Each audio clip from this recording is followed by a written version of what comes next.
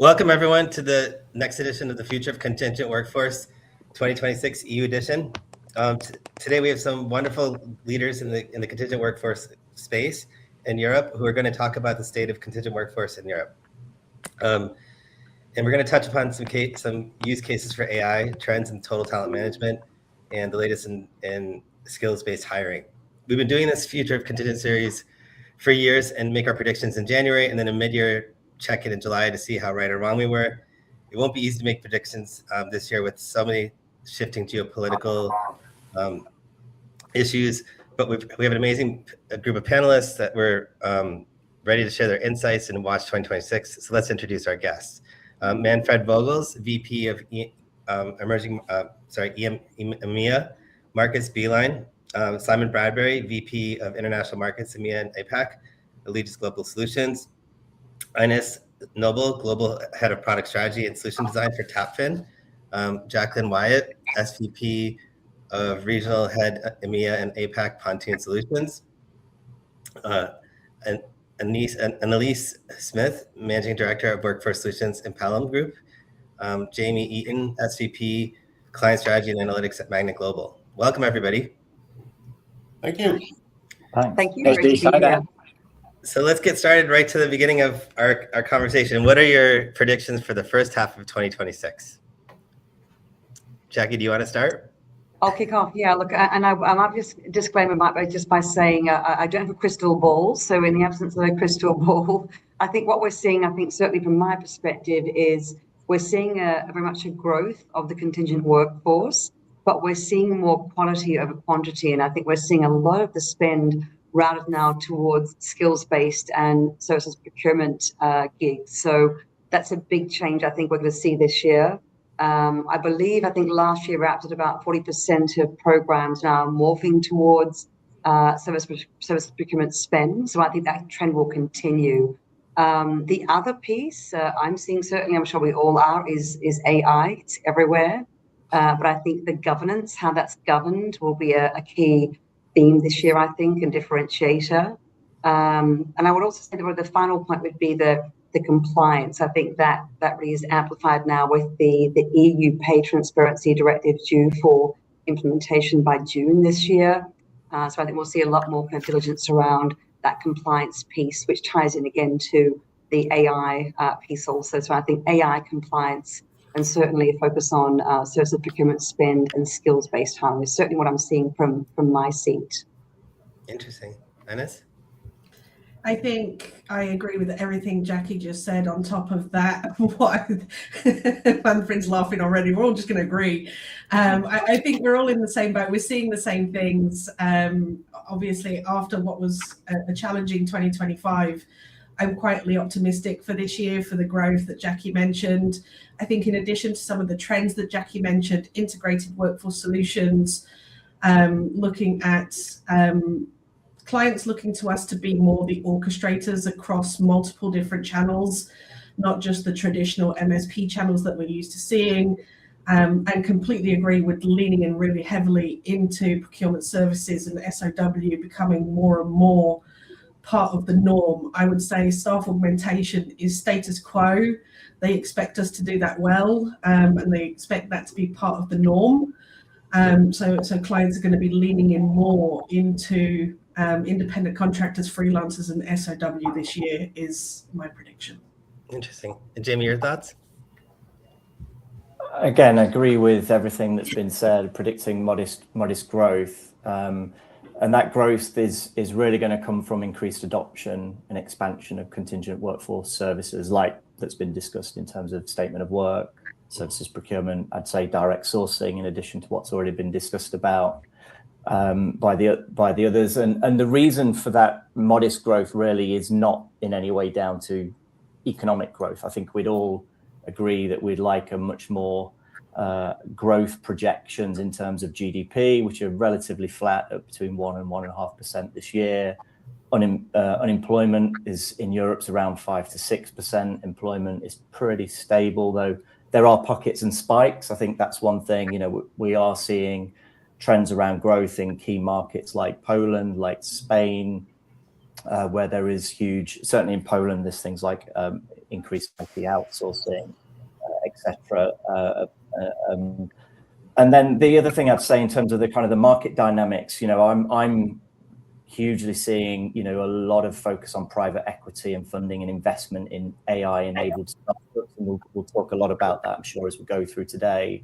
So there's rapid market innovation, there's huge access to end-to-end talent life cycles, and a real, I would say, a convergence of service offerings. I'm seeing freelancer platforms competing with staffing agencies. I'm seeing consultancy firms that would typically focus on providing that consulting advice, also staffing up projects. So it's a divergent market in some respects, diversifying, and that makes it a little bit harder for contingent workforce buyers, I would say. Yeah, no, definitely, those are great trends. Annalise? Absolutely agree with my colleagues here. But I'd also say that one of the key kind of trends we're expecting is the continued rise of much more like kind of blended workforce models, and that's not just because of the caution for hiring perm in obviously the uncertain market. I think it's because organisations are starting to look really proactively at how they can most effectively obtain the skills they need, and there's the increasing use of more flexible models to ensure able to access that specialist talent. So that tends to be through a blend of permanent employees, yes, but actually lots more expert contractors, increasing the use of AI in those models as well. So that's why I think actually it's probably quite a buoyant time for the contingent workforce model. And by that, I mean the more holistic contingent workforce model, not just pure contractors, but all those different engines in which companies can now engage flexible workers. Interesting. And Manfred, your predictions here? So I have to remember for the midterm session to speak up first, because then you can basically, get everyone's arguments. But I'm gonna be slightly different, and here's the reason why. I'm gonna expect not a moderate growth, but a strong growth, and I have my rationale behind it. And the reason is what I see happening, listening carefully what's happening in Davos, etc. I think the European Union will grow stronger and will actually fire up their economic growth in order to have a better position on the geopolitical landscape. I think we will see more collaboration with China, and I think that will definitely stimulate not a moderate growth, but a bigger growth than we all anticipated. So just to take a slightly different angle than the rest of it, I do agree with the fact that we definitely see a shift towards a statement of work and other more complex ways of how to organize your contingent labor. That's where technology will continue to play a very important role. The other statement that I want to make is that I don't think AI will be as adopted as many of us think.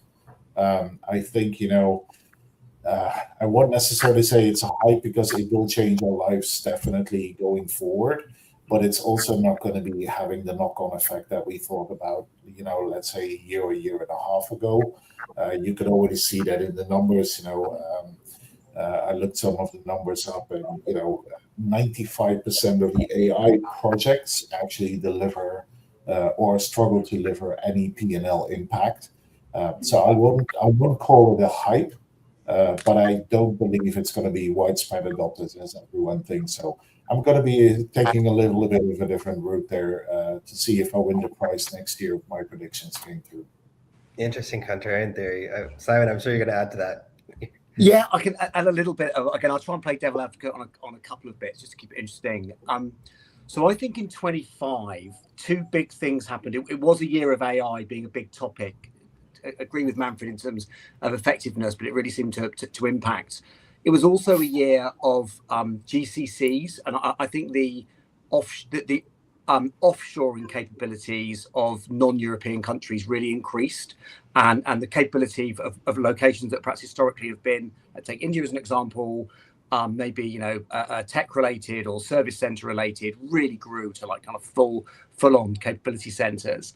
And I think those two things are going to be, I think there's a marker there, which means that 26 is going to be a bit different, because although I do see areas of growth, I worry that where where economic growth does come in, let's take, for example, defence as an obvious area, it may not be that jobs related, or the jobs growth will be modest, because I think organisations have a bit more of an instinct these days to, even when they need to fulfil a need, they ask themselves the question, do I need to hire? Can I do this with AI? Can I rework the way I do things a little bit more? Could I offshore this role? I think those, I'm not saying it's a complete, it's a world of grey, not a world of black and white, but I do think that shift has happened, and it's more prevalent now than it was maybe 12 months ago. And I have to say, I think the big thing that I've come into this year with, I know one of the teams said, I think it was Innes said, we're coming off the back of a tough year last year. I think the industry is coming off the back of a tough 3 or 4 years. Like, it's not just 1 year, but I don't think the old world is ever coming back. I think those days have gone, and therefore we're going to have to adapt to what a new world looks like, which offers opportunity, but also means that if we, there's a phrase sometimes, the past is prologue, which is true in some circumstances. I don't think that's true for the contingent workforce industry right now. I think if we treat the past as prologue, we're just driving down the motorway, looking at the rear view mirror. I think the world going forward is going to be quite different, and we need to look forward to that. Interesting. I agree with all of you guys, and especially on the idea that if you look at the economy last year, the EU grew faster than the US, and I think that's going to continue just based on the geopolitical issues that are going on, and sort of the need to be more independent. So I think I'm pretty excited about 2026 for EU. Simon, going on to like what you just kind of said, have you seen, or what do you think the changes in client expectations will be for this year? Yeah, so I do think expectations are ramping up, but I think that is a little bit more of a continuation of the kind of standardization and globalization of models overall. Several people mentioned statement of work or services. So just to elaborate on that from my perspective, I do think that's one of the major changes. I think organizations look much more holistically now at the entire non-permanent workforce, and they are harmonizing the way that they're basically getting that work done. Some are definitely sort of still have two very, very separate parallel processes. Others are beginning to go down the path of triage, and by triage I don't mean decision tree. Decision tree is a easily gameable solution, which I think is probably has worked better for some organizations than others, whereas true triage with some kind of like an intelligence around it, be that AI or be that human, is definitely going to be a big changer for this year, I think. So I think organizations are looking for that, and they're looking for, as in client organizations looking for that, they're looking for companies like ourselves to give more of a steer. I think Innes mentioned orchestration, kind of more of that layer up front, which is basically a kind of advising on what the best options from an expert perspective, rather than just executing on demand. Interesting. And Jamie, do you see SOW continuing to grow and the traditional MSP or temp labor kind of reducing, or do you feel that trend's going to shift this year? It will continue to grow. I mean, our data at Magnet, essentially we had this crossover in 2022 actually between traditional temporary labor, let's say, and statement of work and services procurement, and that gap will widen. I think there's a lot of sources that demonstrate that. SIA at the exec forum recently, they was talking a lot about the growth in services procurement and investment in IT services and consultancy. And we all know across all industries, there's significant investment in terms of digitalization and things like artificial intelligence, and especially how that plays out in the core business functions and operating models of our clients. Like, they are all investing heavily into how work gets done, and that's not anymore just simply a case of providing a person. It could be agentic AI, it could be some automation, or even robotics. So clients' expectations are changing in terms of how work gets done. I'm certainly seeing a large focus on an increased focus on the user experience.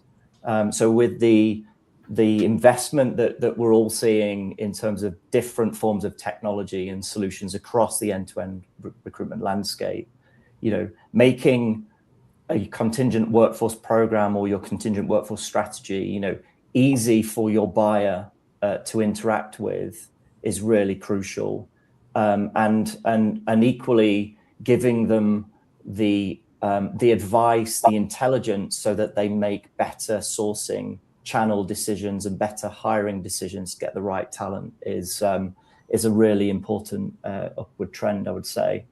And then from a procurement standpoint, you know, there is definitely more in the way of buyers of external workforce solutions seeking more ways that they can receive value. Like there's a lot more open-ended questions now that I'm certainly seeing.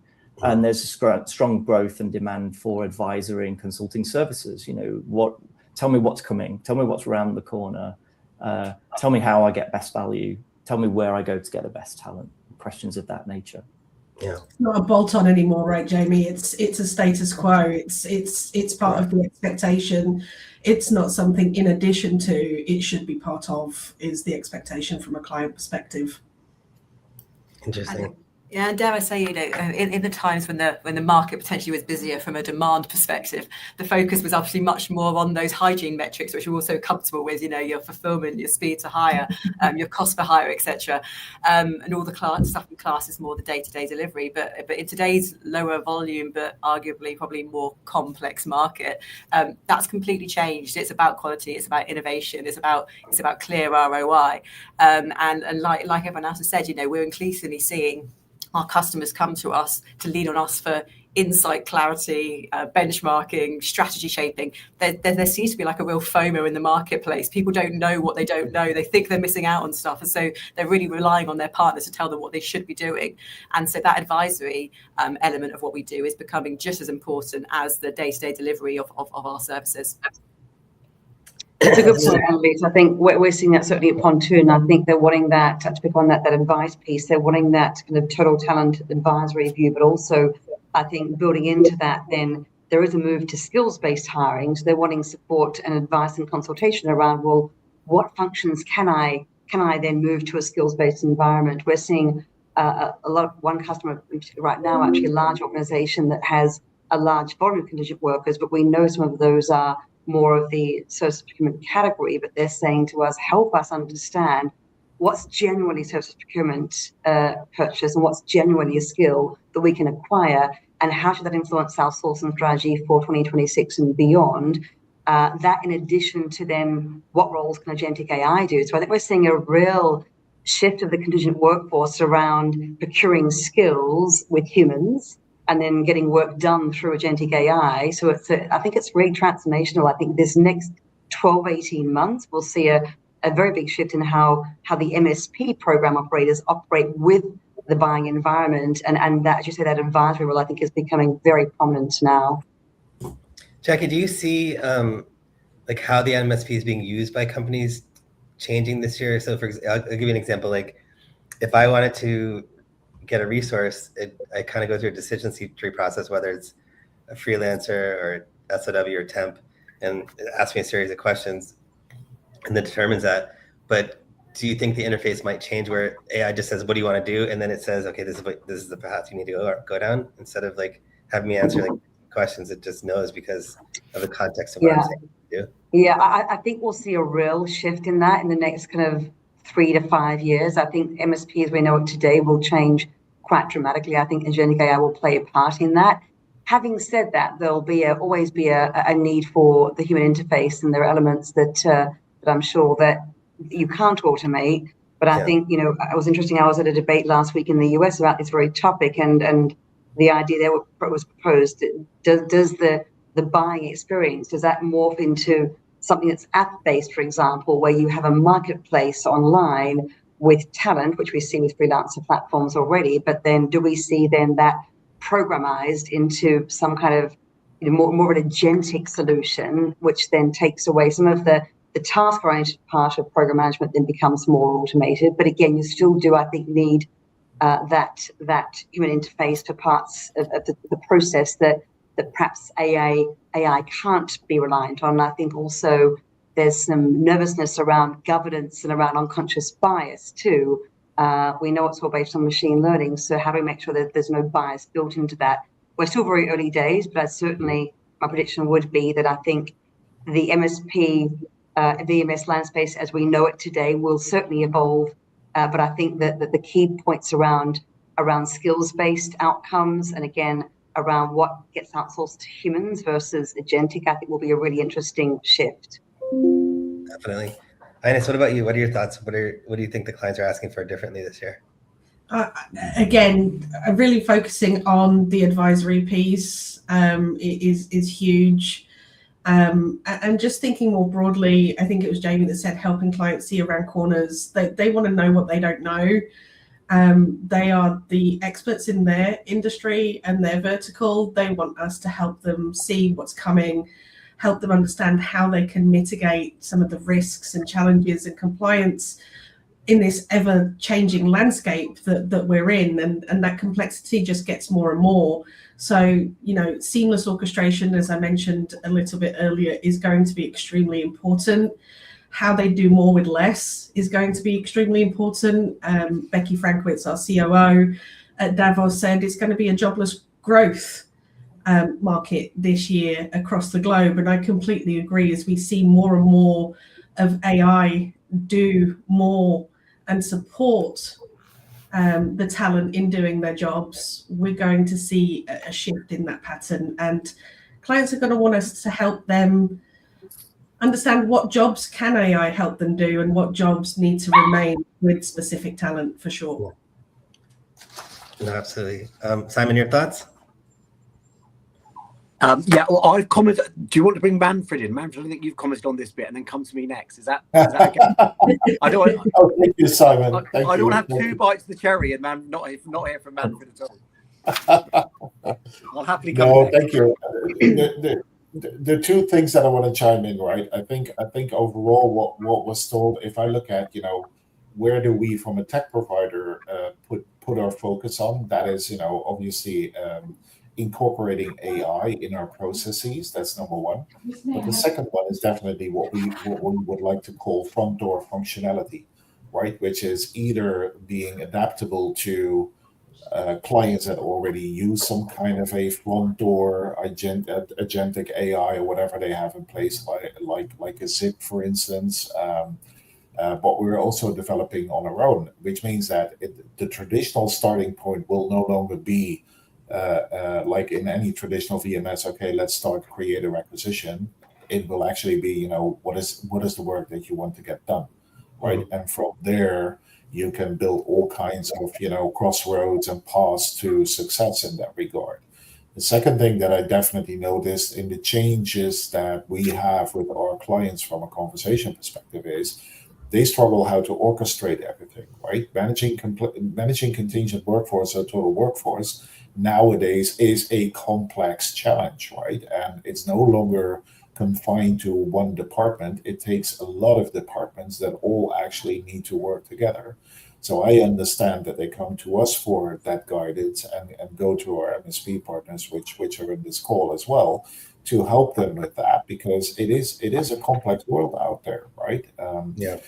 The last thing that I want to mention, and this is also some of the dangers that I see, we are experiencing clients that come to us with plans that they have built a complete new out of space base on Mars, whilst when we look at that client, they just have learned to fly, right? So I do want to say to everyone, take small steps, because otherwise you will never reach your target, and start at the bottom in that regard. So thanks, Simon, for the air.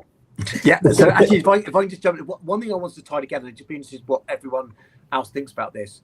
We've said things between us about AI that may sound conflicting to the audience, but I'm not sure that they are. So we've referenced, for example, 95% of projects don't really deliver any tangible ROI. We've also talked about jobless growth potentially coming because clients are going to go, organizations could go to AI. So hang on a minute, how can those two things be true at the same time? What I'm observing is that there's a top-down and a bottom-up type approach to AI. And I think one of them is being more successful than the other from what I'm seeing. So the top-down approach of kind of big enterprise programs where there's trying to be major transformational change, I think is struggling a bit because of either change adoption or so on. Whereas the sort of bottom up, like micro type approach of individual team members and individual teams picking up tools that are vetted and approved for use in an individual organization. So like a co-pilot, just as an example, which is the main one that we use, that everyone's got access to within our organization. People are being very, very smart and innovative and creative at a micro level, and that's getting real traction. So I do think that's why those two things, they may appear contradictory, but from my experience, they might both be true at the same time. I agree with you, and I think there's a little bit of fear mongering based on AI that's out there today, which may or may not be true. I think the other thing is there's people are telling you just use AI, but it's like telling you giving you a bat and saying go use it, but not showing you how to use it, right? And so I think there's a lot of spinning that's going on, which is creating inefficiency. But I think the ones who train their employees and then actually use it for like back end operations, for example, fraud or even figuring out where that rogue spend is within your organization, I'm sure AI can do that really well, right? For an MSP.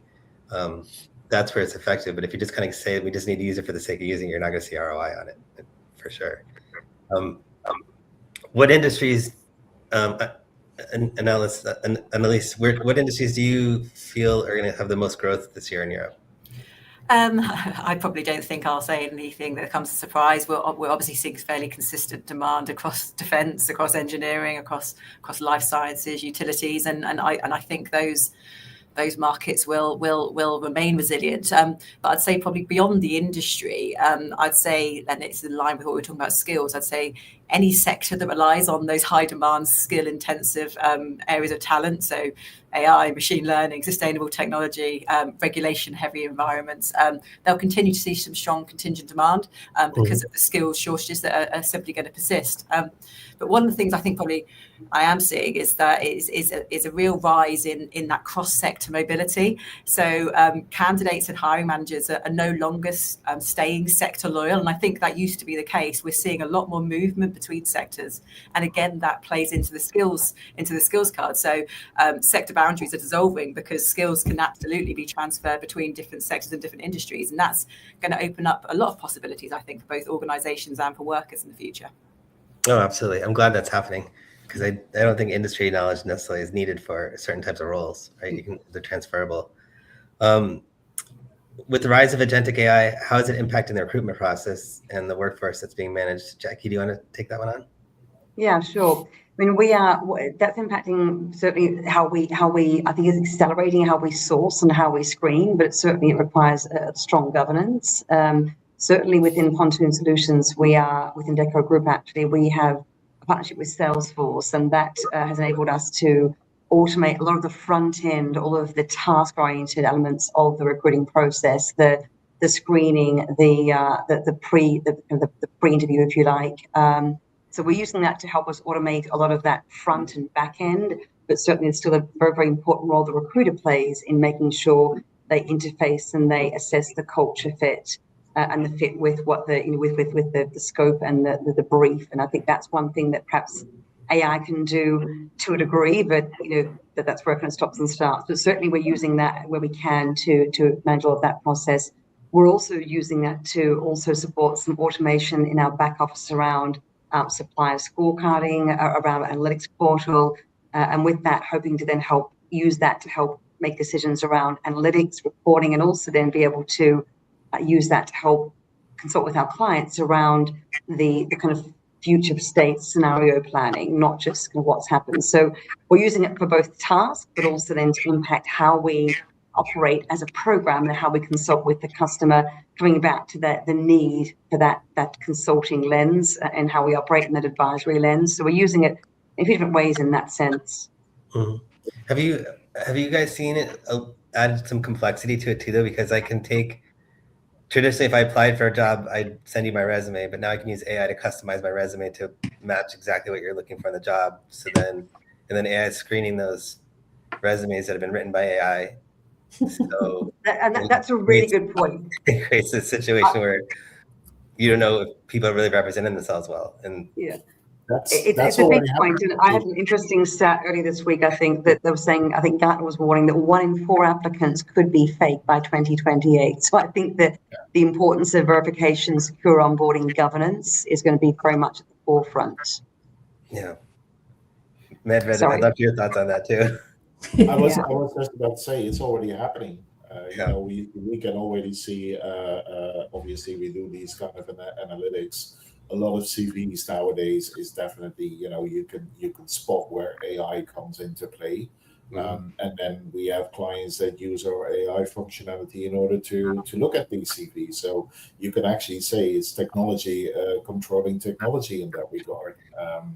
And there is a lot of interest in additional ways how to check, you know, is this a real person, et cetera, which comes back to what we said in the opening statements. There is a lot of focus on compliancy as well, because, obviously there are high risks, but we already see that situation happening almost on a day-to-day basis. And it's an interesting one to admit. Yeah, and I think it's also like a mix of technology and a human solution, right? Because I'll give you an example. We're going through a lot of fraud issues. So how do we manage? We're using AI to sort of match the resume to LinkedIn profile to make sure that matches. But then they're using IP addresses to pretend they're in UK when they're really in North Korea. And so ultimately, it ends up being like, if you say you're from Mayfair, I'm like, okay, what's your favorite restaurant? And it comes down to like, they can't answer that because they weren't expecting that question. And so you bring the human piece back into to figure out the fraud piece of it. But actually, I think that raises a more fundamental question about how we just do everything in the industry, because added to this thing about obviously candidates are using AI. So it's not just that candidates might be completely fake, it's that a very high percentage of candidates, a growing percentage of candidates are tailoring CVs based on what they expect the client to be looking for based on the job spec, as opposed to necessarily what they've actually got. So that means that the traditional method of actually doing hiring, which is basically a job spec and a CV, which, by the way, whisper it softly, has never been that great a way to actually figure out how to get work done going forward. It's just the best we have, and it's what everyone's done. But that's becoming less and less effective. You add into that the fact that many organizations, including LinkedIn, are saying that the average number of applications per role has doubled in the last 12 months. Then that whole methodology has to come into question, and ultimately, if AI is looking from a sourcing perspective, is looking at experience in the forms of something that's online with someone, might be their LinkedIn profile, might be their CV, that's becoming less and less accurate, and more just a representation of what technology they've used to produce what they've sent to you. Then I think that raises a more fundamental question.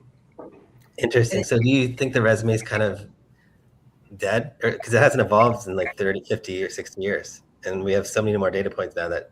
Well, it's clearly not dead as things stand today, because I still don't really know any organizations apart from more junior levels that operate without CVs being part of the process. But I would argue it should be dead, because there are other ways. If you break down the categorization of matching a person, a human, to work that needs to be done, you break it down into the categories of kind of the skills that they bring, the behaviors that they're going to offer, the background that they've got, and the values that are going to be appropriate, which are the four. Pretty much everything falls into those 4 categories. If you survey this, I've done this a number of times, and you ask individuals to prioritize to either rank or score those 4 categories, background comes out 4th out of 4 every single time, and yet it is the number 1 way still that most organizations match the requirements that they've got. So dead feels very, very terminal by definition, but I certainly think that the level of prioritization we've got it completely wrong. I completely agree. I think CVs, resumes, they're there to capture your employment history, and then you make an inference based on your employment history about what skills you assume that person might have and capabilities you assume that person might have. But it's all inference. It's anyone can put whatever they want on their CV, and then you make your assessment based on your knowledge of those job roles and the companies they've worked for and the tenure they work there to make an assessment. So there's a level of bias in there as well. Yeah, so I mean that kind of brings up, like, do you think the hiring process in the long term will be more objective rather than subjective, right? Because right now it's really like a gut feel when I hire somebody. We call it the dehumanization of humanity, actually, at Magnet, because to that point, I mean, there are so many stages in the recruitment process that can now be automated, and that's not just agentic AI. You know, we're talking about machine learning and natural language processing and others. You know, it's AI against AI has been described, but ultimately a human, and I'm assuming that's what you meant, Annie, when you said we, a human ultimately needs to make a decision, and in that sense, AI can be there to support, but fundamentally, it comes back to a decision that's not only skills based or experience based or qualification based. It's a feel as to whether that person is going to fit within your organization, within your team, and they're going to help to deliver the output of work that's required. So it's really crucial, and what we're seeing is, and it comes back to experience, the user experience of that hirer, as they're going through that process, that they're getting value added information, and they're able to sense check and sanity check with agentic AI that's helping them with local pay information. So is this person worth what they're asking for? Or, you know, are they being supplied by an agency that's asking for more money than really is required? Or are they coming through a channel where I could get them through a different one and save money, but still have the right quality of outcome? So there's a lot of different ways to look at it, but it's certainly here to stay. It's certainly something that we're probably all grappling with, and clients are grappling with, in terms of getting that balance between efficient and effective process versus quality of outcome. Interesting. Ines, 2025, I think the hiring is pretty much flat, which says that people weren't laying people off, but they weren't necessarily hiring new people at a high volume. And so do you think that's partly, are you seeing AI sort of replacing the lower level jobs? And so that are you seeing in your CWM programs that we're seeing the level of hiring go up, so that the skill sets have to be much more advanced and the bill rates are higher as a result? I'd say it's somewhere in the middle, Ash, in all honesty. I'm still seeing a high level of skills needed in the technology space, as an example, and, you know, a high level of maturity needed from a talent perspective. So we're still seeing 5 years plus when we're looking for tech skills. What I do see is the level of experience needed being lower in some of the lower skilled jobs and some of the less specialist jobs, such as healthcare and things like that, where we do see more automation happening in the manufacturing space and engineering space, reducing a lot of the qualification and experience tenure being reduced. And I think that's having an impact on the number of candidates being recruited for certain organizations. So it's not a yes or a no answer, Ash. It's kind of somewhere in between. Depends on the industry, depends on the skill sets that are being recruited. Yeah. And we're going to continue to see that throughout 2026, in my opinion. There will be buoyancies in certain verticals and not such buoyancy in others. Interesting. Anyone else want to add to that? I'll just add one point. I think that we're still seeing, I agree with what you've said in this. I think we're still seeing those roles come in, but I think we are seeing the scope of those roles change. So I think some of those junior roles are still being hired, but the skills are changing that are expected. And I think the scope is changing so that the roles are still there, but the how of those roles is changing, I think, because of the AI impact. So, and that's why I think, you know, we have this debate about, you know, will AI take our roles? I don't think at all levels, without sounding ignorant, it will. I think it'll change how we operate. If we all look at how we operate independently today, as a team on this call, we're all engaging in it in some way to make our days more effective and to take the task orientation. And I think that cascades right through the organization, even the junior level, where the task orientation is automated. And so the skill we look for is slightly different. Interesting. And compliance is another area I think that's changing because of AI. So Manfred, I wanted to see if there's themes that you're seeing from a software side that clients are expecting you to implement because of AI, or anything around compliance this year that's been different or enhanced? Definitely. I do have one remark on the topic we just discussed. I did read an interesting prediction just the other week, who basically said, roof repairmen and plumbers and people that bricklayers are going to be the millionaires of the future, because we still need these people, and there's a lot of shortage over there. So that is definitely something that I found very interesting to read, because these jobs will not be replaced by AI. So I was having a chat with my kids. I said, well, forget about university. You're going to do a plumber diploma, and you're going to be the millionaire of the future. Anyway, that aside, to come back to your question, as I said earlier, what we see is there's definitely interest from clients on, okay, what are the AI functionalities that you incorporate in your technology?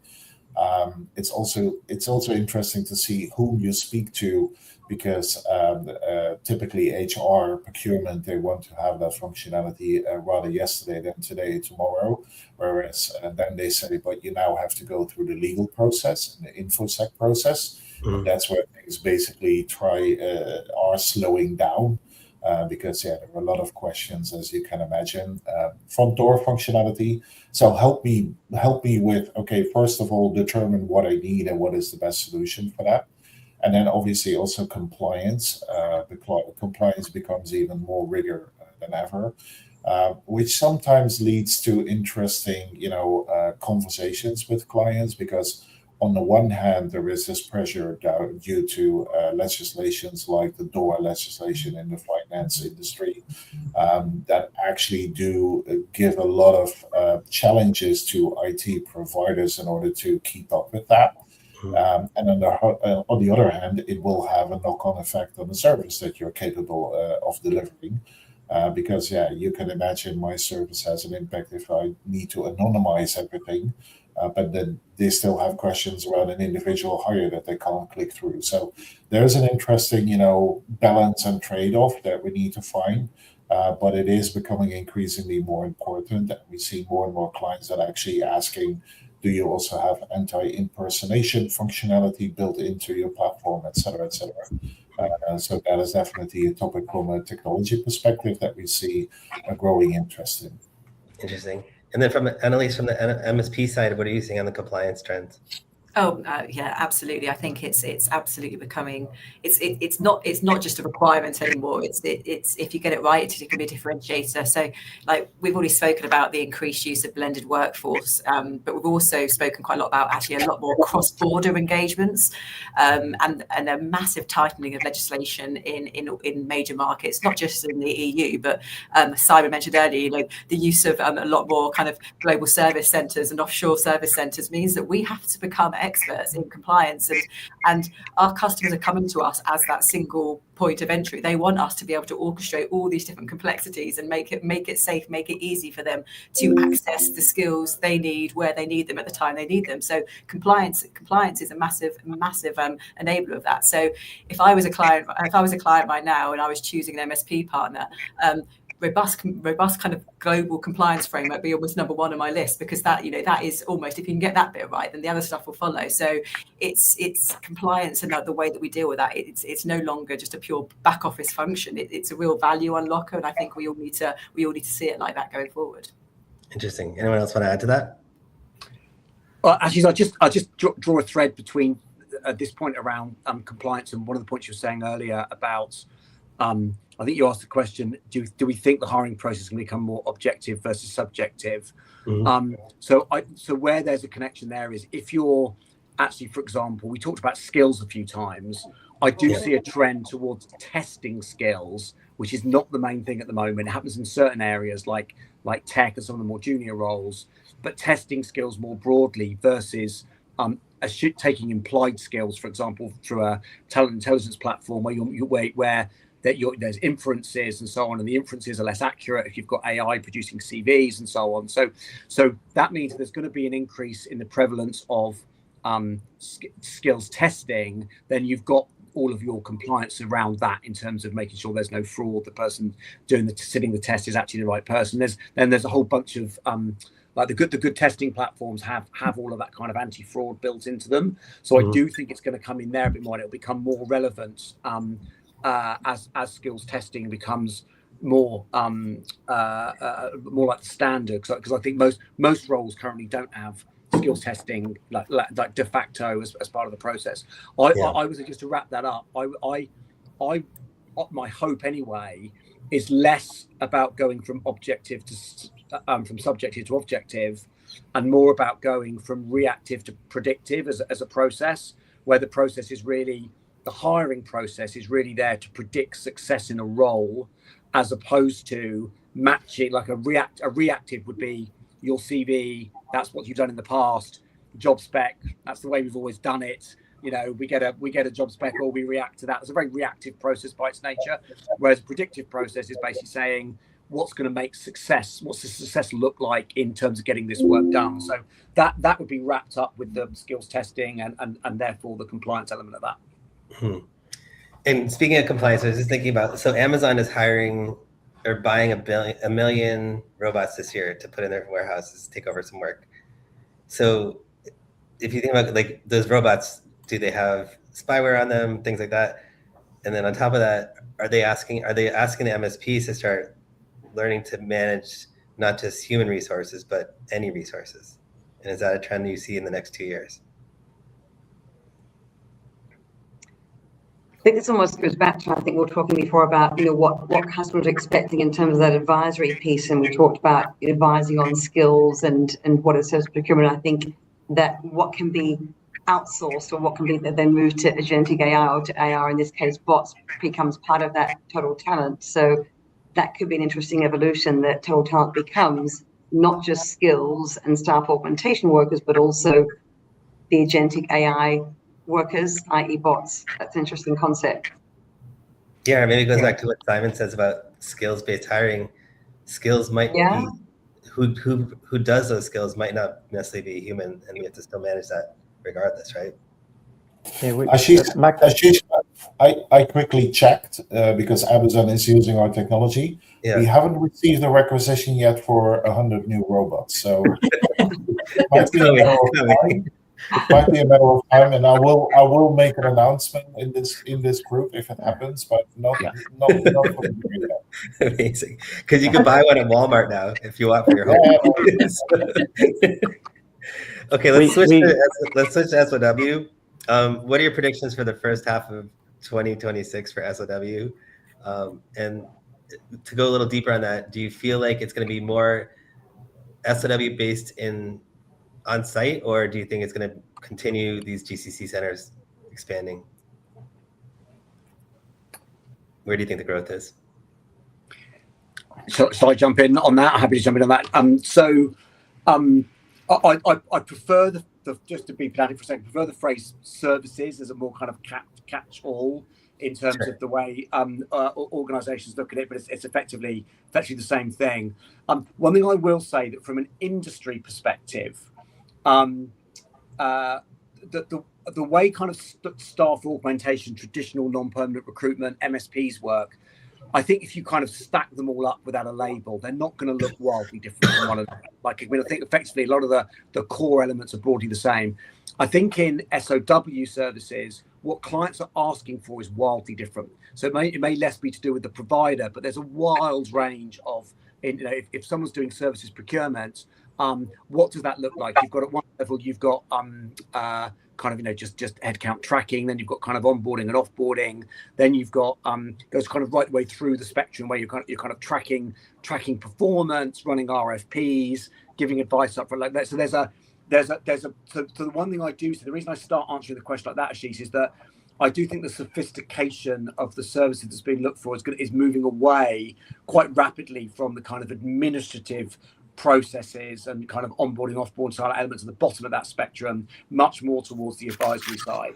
The other thing that I would say is that this is an area where I've seen AI have the biggest impact. So it is easier to bring AI tools in to a decision-making process that is linked to company decisions, services providers. It's less emotive than having those AI tools involved in human selection decisions. So there are a number of, we're already working with a number of a number of like AI driven tools, both at the kind of the front end where there's like kind of like triage type AI, and in terms of the whole managing of the services procurement process, where you've got tools like Globality and Fair Market and so on that are becoming quite prevalent now and are definitely delivering value. So I think the major change is the first one we mentioned earlier, which is the bringing together of the whole like kind of non-permanent getting work done services and traditional staff augmentation. I think is happening much more commonly. The second thing is I think it's the driving up the value chain within services procurement in general. Interesting. Anyone else want to add to that? Yeah, I think to add to that, and it does, just to add to what Simon's just said, I mean, in some respects it comes down to the definition, and we're talking in that sense like an extended workforce. You know, they're non-permanent. They are now increasingly coming through a variety of different methods of sourcing, and services procurement are one of those. It's prevalent, it's growing. There's a lot of interest in it. There's significant markups to be made by suppliers within services procurement, and a lot of analysis that we've done for clients has demonstrated how, you know, you can have a software engineer X markup on a services procurement contract versus through an MSP in a more traditional contingent way is a completely different level. So there's a balancing of trade that I think needs to be had. And the other thing I'd say to it, and this is some of the challenge both for MSPs and also for procurement colleagues in the client, traditional contingent labour has been largely managed over a long period of time and managed well. Services procurement in that sense is relatively new to the MSP workforce solutions world in real terms.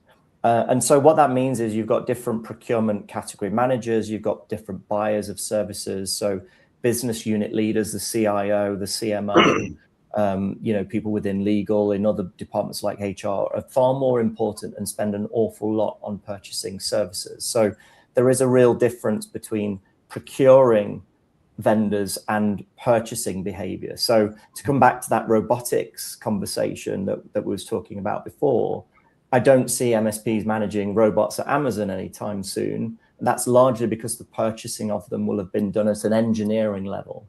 Now, could robots in time be seen as an external worker, part of a workforce? Probably. I think that will take a little bit of time to get there. But I think that also means that when it comes to services procurement, it will take a little bit of time for service providers to bring those suppliers in scope. We have the benefit of technology as well, so we can support clients to manage vendors and give them a process to go through.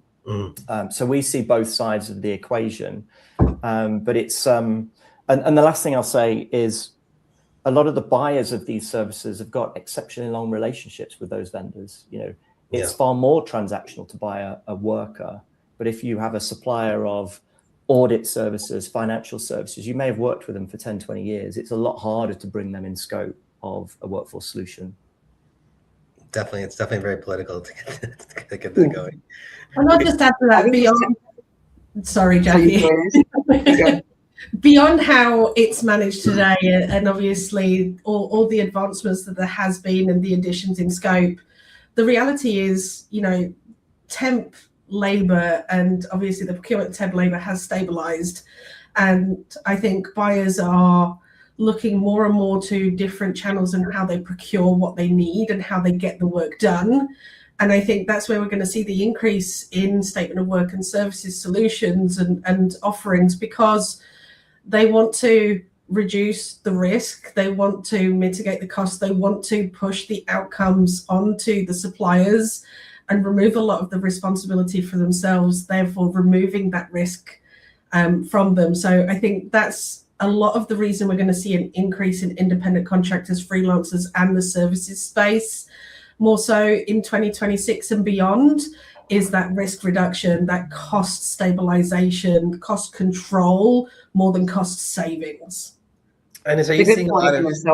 I would add that I think that's a key piece, the cost savings, but I think also compliance. One thing we have done to address that gap in the market is a partnership with Zivio that can help us actually then help for the clients determine the statement of work and ensure that it's actually a compliant engagement. I think the compliance piece is the biggest risk. So that tool has a series of AI built into it too to help then define the scope of work, define the work that needs to get done, and help the customer engage the skill in a compliant manner. So just a final point from me on that topic.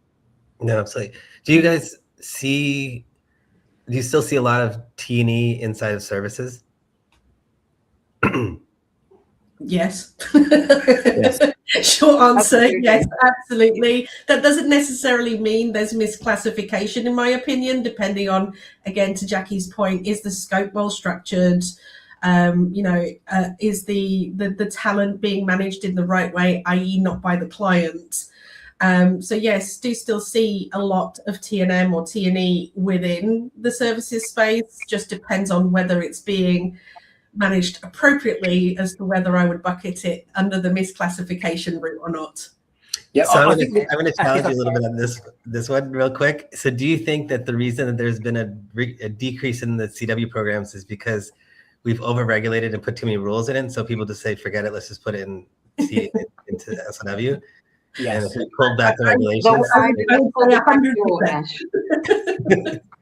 They'll always find a sneaky back door. That's why I think having a robust compliance process with a tool like Prozivio helps us manage that and close that door.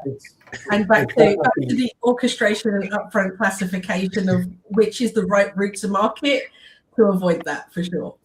Right. You know what I think it's definitely it differs a little bit per country, right? We definitely see, for instance, in Germany, there is a definitely move from stepping away from traditional contingent down to SOW because all of the risks that you have with contingent. Mm-hmm. I think also the procurement people are getting smarter, right? Where they trusted, big consultancy firms in the past to say, yeah, okay, deliver me a project and I'm okay to pay 100,000 for it, right? Yeah. They now want to know who are actually people that are working on this project and what do they do and how many hours do they spend. So I think, one of the key benefits of us all making that market SOW a little bit more transparent is that, yeah, there is definitely a change, which results in, we put an SOW wrapper around it, but we still want to know who's working on the project for how many hours, and sometimes we want to pay them by the hour. So that is definitely what we see in that regard. Interesting. Ashish, that point you just made about is it the compliance that's driven the growth in services? So yes. The book I wrote with Bruce a few years ago, we called that phenomena the extended workforce paradox, because if you think about it, the reason for the controls in the first place is to save money. It's because it's a big expenditure around that area. So you put controls around that workforce to try and control spend. And by definition, it drives the spend to a more expensive area.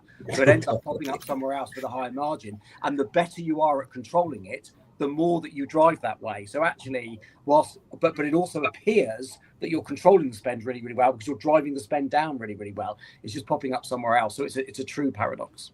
Yeah, and so I wonder if you get this SOW or service procurement spends under control, that it might push the bubble back into the other location, right?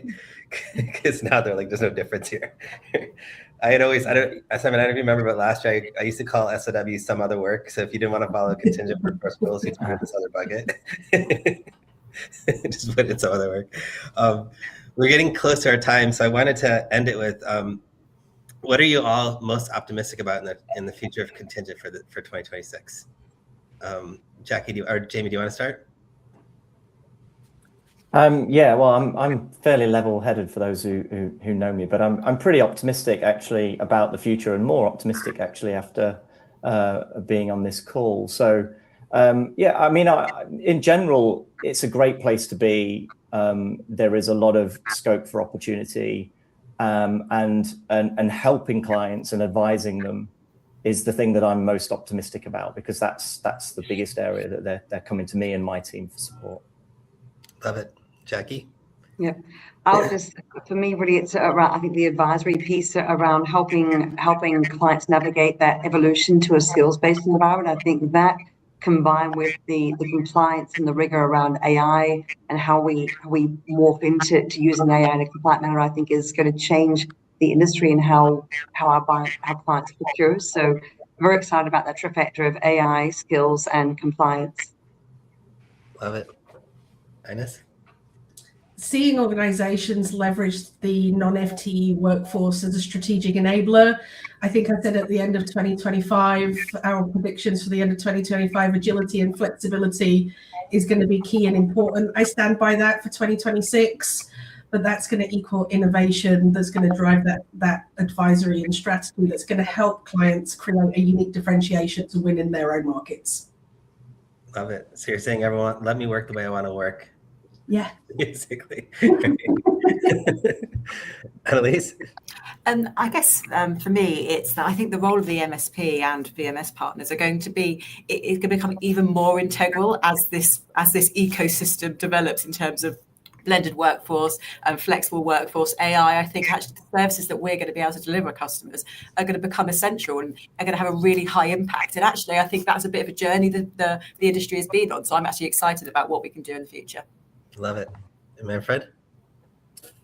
A Chinese saying says, "May you live in interesting times," and it is definitely interesting times.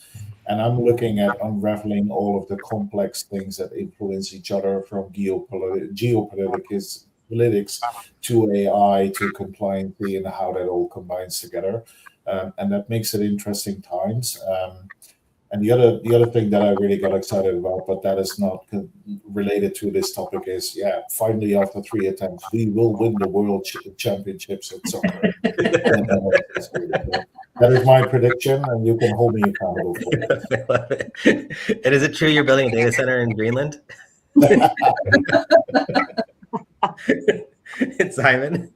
Yeah, just finally, I mean, I think it's an opportunity for the industry to step up from being sophisticated order takers to being, true partners in terms of advising organisations and how to get work done. So I think that's exciting times. Don't think it'll happen overnight, but it is happening, and that's super exciting. Love it. Well, thank you all. This is really enlightening, and it's always been fun. It's always fun to do this with you, and it's an honor that you continue to do this with us. Have a wonderful day. Thank you. You too. Thanks, Thank you, everyone.